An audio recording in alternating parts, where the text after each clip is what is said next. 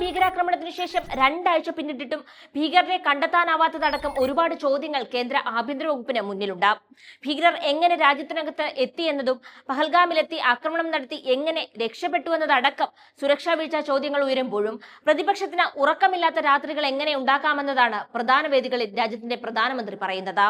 കോൺഗ്രസ് ചോദ്യങ്ങൾ ഉന്നയിക്കുമ്പോൾ പാകിസ്ഥാനോടാണ് അവർക്ക് കൂറെന്നും Congress working committee എന്നത് പാകിസ്ഥാൻ വർക്കിംഗ് കമ്മിറ്റിയാണെന്നും പറഞ്ഞാണ് ചോദ്യങ്ങളെയെല്ലാം രാജ്യത്തെ ഭരണകൂടം നേരിടുന്നത്. രാജ്യദ്രോഹത്തിന്റെ പേര് പറഞ്ഞ് സർക്കാരിന് നേർക്കുണ്ടാകുന്ന ചോദ്യങ്ങളെ എല്ലാം എങ്ങനെ തടയിടാമെന്നതാണ് കഴിഞ്ഞ 10 വർഷത്തിലധികമായി മോദി സർക്കാർ കാണിച്ചു തരുന്നത്.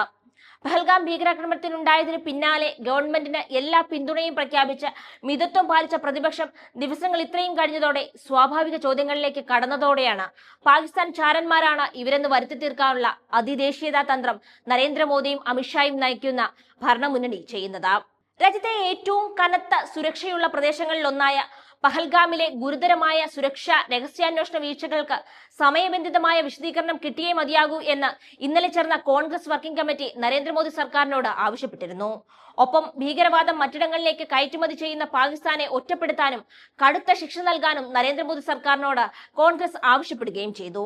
പാകിസ്ഥാനുമേൽ കടുത്ത ഉപരോധങ്ങളും സിന്ധു നദീതട കരാർ റദ്ദാക്കലും അതിർത്തി അടയ്ക്കലും അടക്കം എല്ലാ നടപടികൾക്കും ഭരണ പ്രതിപക്ഷ വ്യത്യാസമില്ലാതെ ഏവരും ഒറ്റക്കെട്ടായി നിന്നു.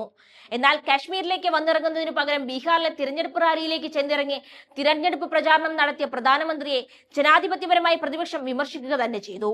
വിഴിഞ്ഞം തുറമുഖ ഉദ്ഘാടനത്തിന് വന്ന പ്രധാനമന്ത്രി രാഷ്ട്രീയ പ്രസംഗം നടത്തി പ്രതിപക്ഷത്തിന് ഉറക്കമില്ലാത്ത രാത്രികളാണ് ഇനിയെന്ന് പറഞ്ഞതോടെ കോൺഗ്രസ് നേതാക്കൾ അതിലെ രാഷ്ട്രീയ വൈരുദ്ധ്യം ചോദ്യം ചെയ്തു.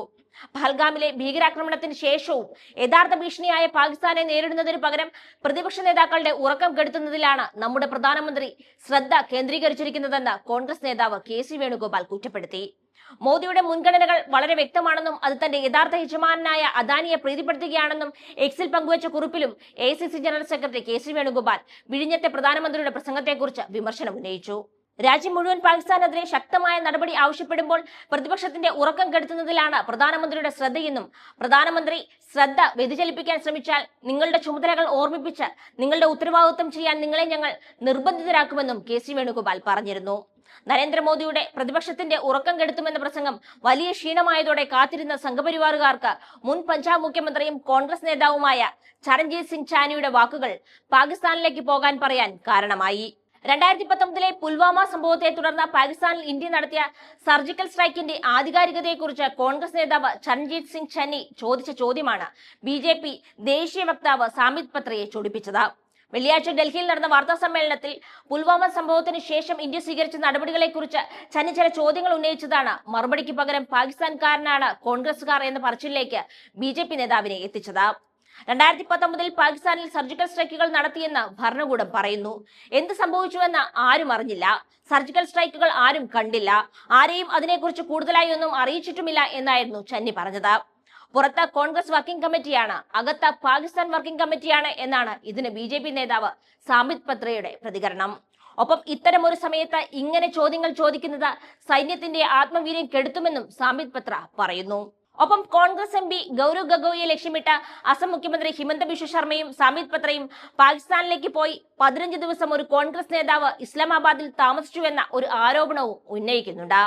പ്രായപൂർത്തിയാകാത്ത ഇന്ത്യൻ പൗരന്മാരല്ലാത്ത മക്കളുള്ള കോൺഗ്രസ് നേതാവ് എന്ന ടാഗ്ലൈനിലാണ് പ്രചാരണം. നേരത്തെ സർവകക്ഷി യോഗത്തിൽ മോദി പങ്കെടുക്കാതിരുന്നതിനെ തുടർന്ന് പ്രധാനമന്ത്രിയെ കാണാനില്ലെന്ന തരത്തിൽ സോഷ്യൽ മീഡിയയിൽ പോസ്റ്റിട്ട കോൺഗ്രസ് നേതൃത്വത്തിന് നേർക്ക് BJP തിരിച്ചടിച്ചത് കോൺഗ്രസ് പാർട്ടി പാകിസ്ഥാനൊപ്പമാണെന്ന് പറഞ്ഞുകൂടിയാണ്.